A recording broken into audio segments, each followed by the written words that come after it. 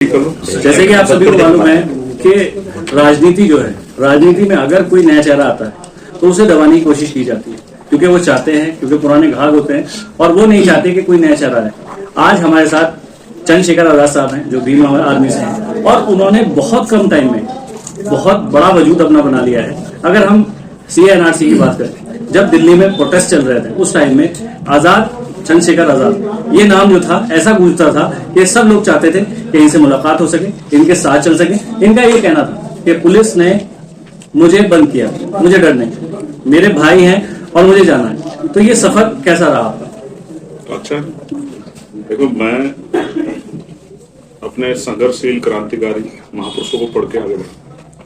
मैं वकील, मैंने इतिहास पढ़ा, इस मुल्क की आजादी और उसमें जहां से मैं पैदा हुआ वो ऐसी सरजमी है जहां से रेशमी रुमाल तहरीक चली और फिर चाहे तोपखाना लूटा गया और शामली का तमाम, मैंने बहुत सारी तहरीकें पढ़ी कि आजादी कैसे मिलती है। और मैं, क्योंकि मेरा जमीर जिंदा है, तो जब भी कहीं अन्याय होता है तो फिर मैं सोचता हूँ कि मैं खुद से सवाल करता हूँ कि अगर मैंने आज ये आवाज नहीं उठाई तो क्या कल मैं आंख मिला पाऊंगा। जब मैं इस बात को सोचता हूँ तो मुझे एहसास होता है कि जहां अन्याय की आवाज उठाना जरूरी है।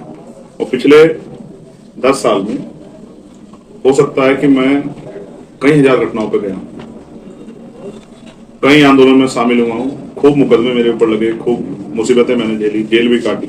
और एक समय तो ऐसा आया जब NRC आई, CAN पर NRC, गृह मंत्री ने कहा कि हम पूरे देश में CAN पर NRC लागू कराएंगे और कोई नेता बोलने को राजी नहीं हो रहा था। और मैंने देखा कि थोड़ी सी हिम्मत करके जो हमारे तालीम इख्तियार उधर से गवाह थी और कुछ लोग आंदोलन के लिए आए, कुछ हमारी माई बहनें सड़कों पे प्रोटेस्टर पे गई। तो मुख्यमंत्री जी का एक बड़ा गंदा सा बयान आया, मुसलमानों ने खुद तो रजाई में घुस गए, अपनी बहनों को, माओ को, हमारे वालिदा कहते हैं वालिदा को बाहर निकाल दिया सड़कों पे कि वो लड़े, मुसलमान खुद घर में रजाई में घुस के बैठ गए। तो मुझे ऐसा लगा कि अब खराब हो गया, अगर आज मैं नहीं खड़ा हुआ कल शायद मैं जवाब नहीं दे पाऊंगा। फिर हमने और हमारे साथियों ने प्लान किया कि हम दिल्ली की जामा मस्जिद से ये प्रोटेस्ट मजबूत करेंगे, क्योंकि वो एक ऐतिहासिक जगह है जिसकी दुनिया में मान्यता है। और वो जगह है जहां से मौलाना अबुल कलाम आजाद साहब ने ये ऐलान किया था जब बंटवारा हो रहा था, मुसलमान पाकिस्तान की तरफ मूव कर रहा था, तो उन्होंने कहा था कि मुसलमान पाकिस्तान बन जाए, ये आपका मुल्क है। और जो तकलीफ उनको थी उस बात को आगे बढ़ाने का काम डॉक्टर बाबा साहब अम्बेडकर ने संविधान में सब लोगों के लिए किया। सामाजिक गैर बराबरी के खिलाफ कानून बनाया, कॉन्स्टिट्यूशन इस बात की आजादी देता है किसी के साथ गैर बराबरी नहीं होगी। धार्मिक गैर बराबरी के खिलाफ उन्होंने आर्टिकल में अवसर दिया, आर्टिकल 19 में किसी के धर्म के आधार पर किसी के साथ गैर बराबरी नहीं होगी, अवसर की समता होगी, सब लोग तरक्की करेंगे, सब लोग आगे बढ़ पाएंगे, मुल्क सबका है। जो इस मुल्क में जब ये आंदोलन चला तो सबसे बड़ी समस्या है कि कागज और ये सब चीजें, तो एक सबसे बड़ा जवाब उसका ये था कि भारत का संविधान का आर्टिकल 5 कहता है, इसमें नागरिकता का प्रोविजन है कि जो संविधान के लागू होने से पहले देश में था वो देश का नागरिक है, उससे कोई सवाल नहीं कर सकता, ये उसका प्रमाण है। तो हमारा संविधान हमें ताकत देता है। तो तमाम जो लोग भारत में रह गए उन लोगों को ये विश्वास है कि संविधान के जरिए हम लोग तरक्की करेंगे। और संविधान बहुत बड़े पैमाने पर लोगों तक पहुंचा। जो लोग संविधान के बारे में नहीं जानते उन्होंने पढ़ा कि मुल्क का आईन कितना मजबूत है और भारत का संविधान दुनिया का सबसे मजबूत संविधान है।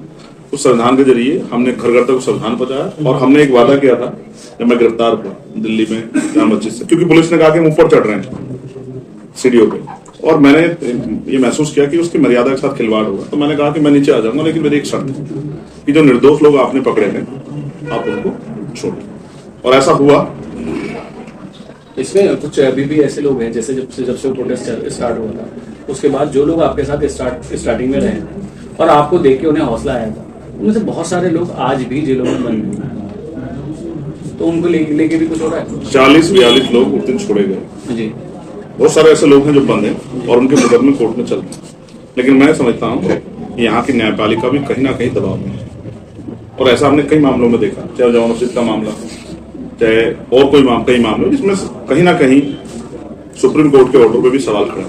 और मैं आपको ये भी बता दूं, हम इस देश के नागरिक हैं, हम हर फैसले पे सवाल खड़ा कर सकते हैं क्योंकि हम टैक्स देते हैं। और विरोध करना, आलोचना करना, स्वीकार करना, ये संविधान हमें ताकत देता है।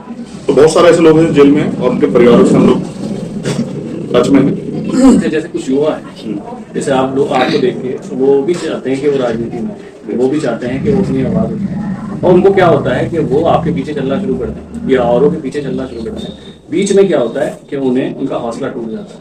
या किसी वजह से, जैसे जेल वाली बात आ जाती है, जैसे आपने भी कहा कि मैं भी जेल काट के आया हूँ, और कुछ परिवार चाहते हैं कि मेरे बच्चा जेल ना जाए या कुछ उसके साथ ऐसा हादसा ना हो जाए, तो ऐसे में बीच में उनका हौसला टूटता है, तो उनके लिए क्या कहना चाहिए?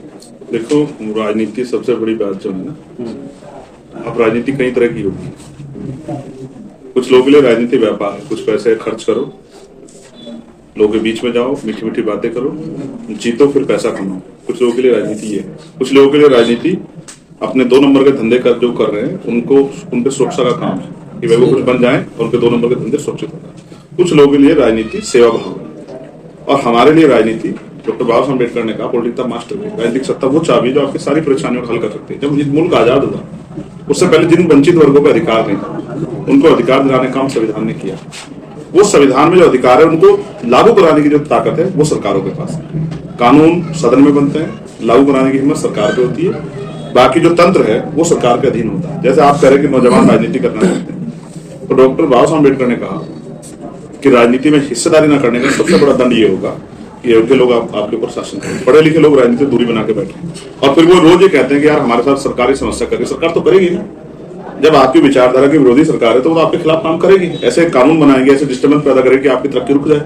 तो जब आप राजनीति नहीं कर रहे हो तो फिर जो लोग राजनीति कर रहे हैं वो उसका सामना करेंगे। पढ़े लिखे लोग राजनीति नहीं कर रहे हैं, वो अपने रोजगार के चक्कर में पड़े, लेकिन हर चीज राजनीति से इन्फ्लुएंस है। अगर आप सही काम भी कर रहे हैं, आपका एक छापा पड़ जाए तो आपको लगेगा कि पता नहीं क्या हो गया, झूठे कागज बनेंगे, झूठे मुकदमे में सब खराब हो जाएगा। तो राजनीति धैर्य का काम है।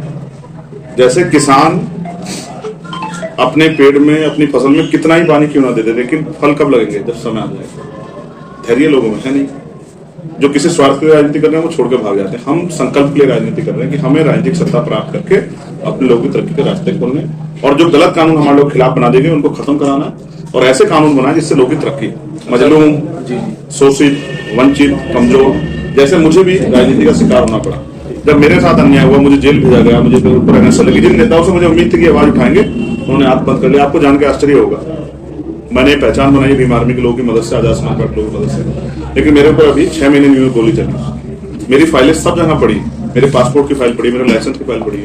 आप ये समझो, जब मेरे जैसे व्यक्ति पे गोली चलती है तो उत्तर प्रदेश कानून व्यवस्था कहां है?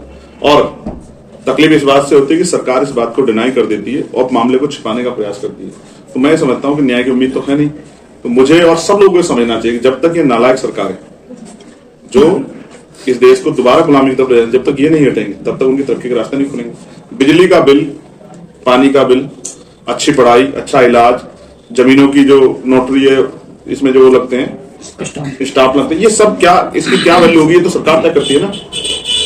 फीस क्या होगी, टैक्स क्या होगा, पेट्रोल डीजल के दाम क्या होंगे, ये सब आपकी जिंदगी मायने रखता है। महंगाई, बेरोजगारी, ये सब कौन तय करता है? सरकार तय करती है। इसलिए हमारे लोग राजनीति को नहीं समझते। मैं राजनीति को समझ गया, इसलिए मैं निकला हूं कि लोग जागरूक हों, अपनी राजनीतिक ताकत बनाएं और काम करने वाले लोगों को मौका मिले और लोग आगे बढ़ के जनता की सेवा करें और जनता के हक अधिकार सुरक्षित करें, लोग आगे बढ़े, तरक्की करें। अच्छा, जैसे इंडिया गठबंधन हो गया, यस, उसमें आप भी शामिल हैं।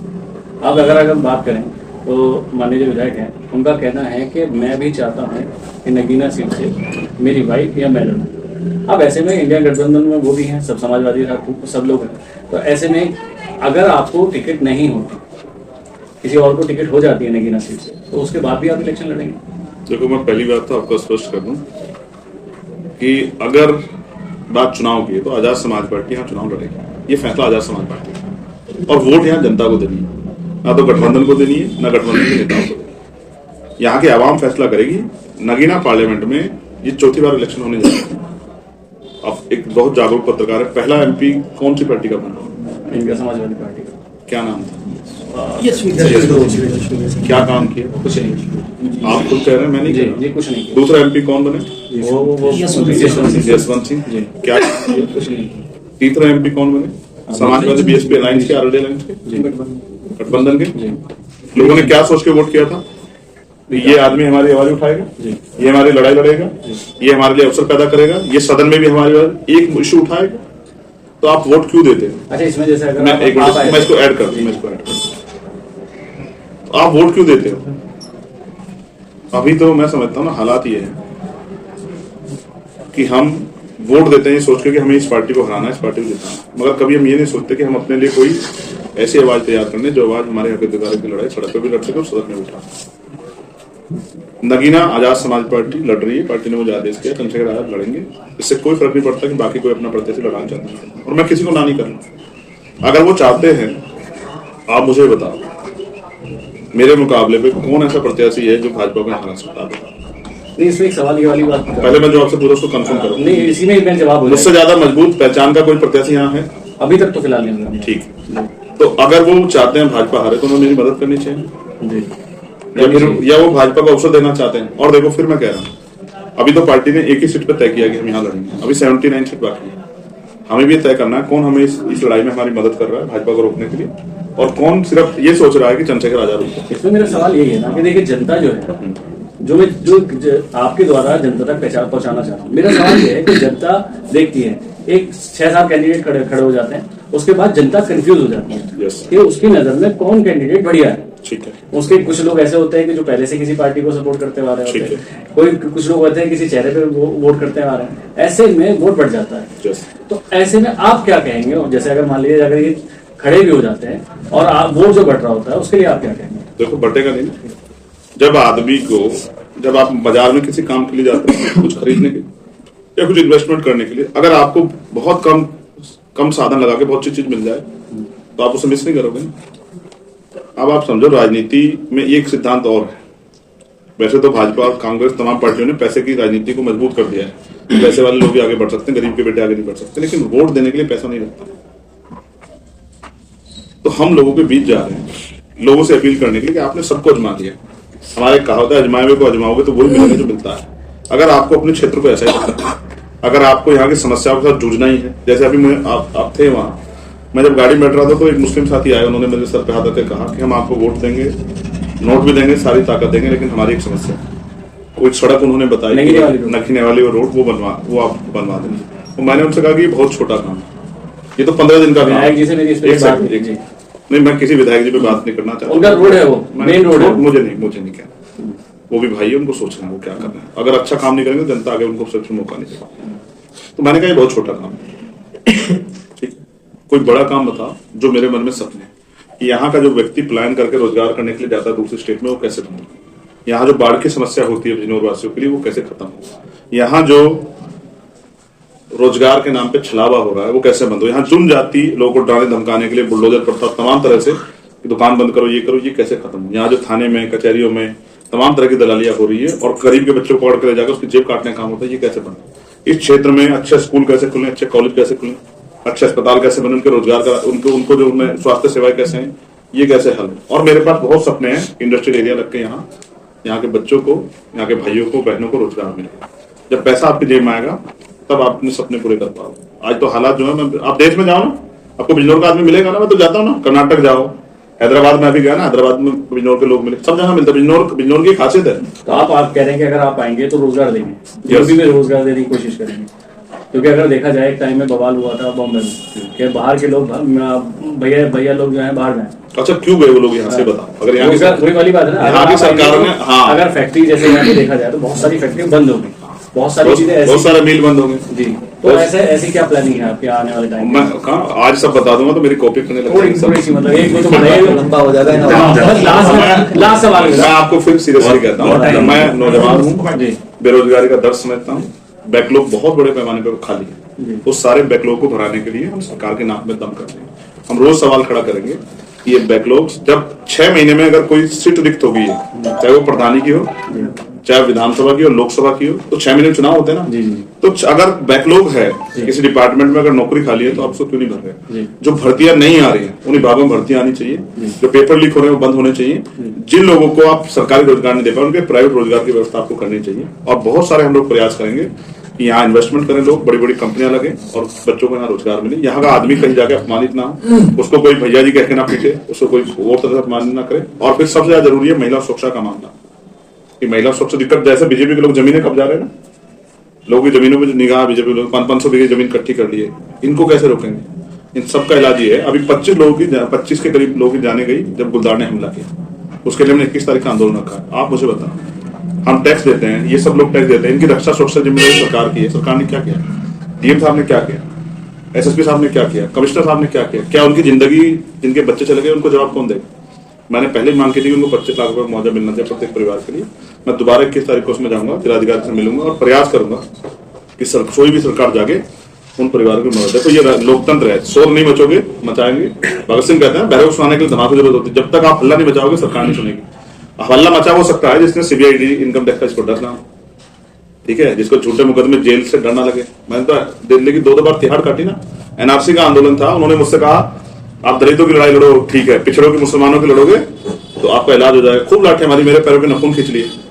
अच्छा, पिछड़ी वर्ग की बात जैसे आप कर रहे हैं, दलितों की बात कर रहे हैं, तो अगर जैसे देखा जाए नगीना सीट जो है उसमें लास्ट चलेगा कि इसमें ज्यादातर जनरल कास्ट के लोग, तो आपको लगता है कि वो भी आपको वोट देंगे? क्योंकि आप लगातार एक बात कहते हुए आते हैं, आपका कहना ये होता है कि मुझे दलित सपोर्ट करे, मुझे दलित भाई का साथ चाहिए और मैं दलित का ही चाहता हूँ। अब ऐसे में अगर आप नगीना सीट से बात करें तो नगीना सीट पे ज्यादातर जो है जनरल लोग, तो उनका सही माइक लाओ, पहले तो अपनी पत्रकारिता को सही करो।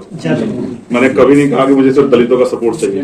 क्या तो तुम पढ़ते नहीं हो, ये तुम्हारी जानकारी। और फिर मैं आपको बता दूं, ये ऐसी सीट है पूरे देश की जिसमें जनरल सामान्य जाति के लोगों की वोट 15% से कम है। पत्रकार की अपनी एक तार्किक शक्ति भी होनी चाहिए, ऐसा नहीं कि सवाल कर दिया मना। तो यहाँ 15% ज्यादा सामान्य जाति की वोट में आप किसी से पूछ लो, और सर्वे देख लो, मैं तो सरकारी वकील हूँ ना, मुझे पता है। दूसरी बात, दलित जो सबसे ज्यादा पिटा है, मुस्लिम जो सबसे ज्यादा पिटा है, पिछड़े वर्ग के लोग, 52% आबादी को 52% आरक्षण नहीं मिल रहा है, जाति का जनगणना नहीं हो रही, जो भर्ती आती है उसमें आरक्षण का फॉर्मूला लागू नहीं होता है। उनके बच्चे करेंगे क्या देश में जब सरकारी नौकरी नहीं बचेगा? इसका जवाब सरकार को देना पड़ेगा। तो मैं फिर आपसे कह रहा हूँ, हम उसके लिए लड़ रहे हैं जिसकी आवाज कोई नहीं उठा। मैं उसकी आवाज बनना चाहता हूँ जिसके लिए कोई बोल नहीं रहा, जिन्होंने खूब सबको नेता बनाया, जिनकी आवाज उठाने के लिए कोई तैयार नहीं। इसलिए सामान्य ज्ञान ठीक करके आगे बढ़ते रहो, और आपके लिए मंगल कामना कि नए हो, धीरे धीरे सीनियर पत्रकार हो जाओगे तो पूरी जानकारी भी देखिए सीखने को बहुत कुछ मिलेगा क्योंकि वरिष्ठ है और पहली बार चंद्रशेखर साहब से हमारी ये इंटरव्यू था कि न्यूज के लिए। भाई बहुत बड़ी बात है कि चंद्रशेखर साहब ने एक इंटरव्यू दिया और हौसला बढ़ाने की कोशिश करी। मैं मोहम्मद फराज कहता हूँ।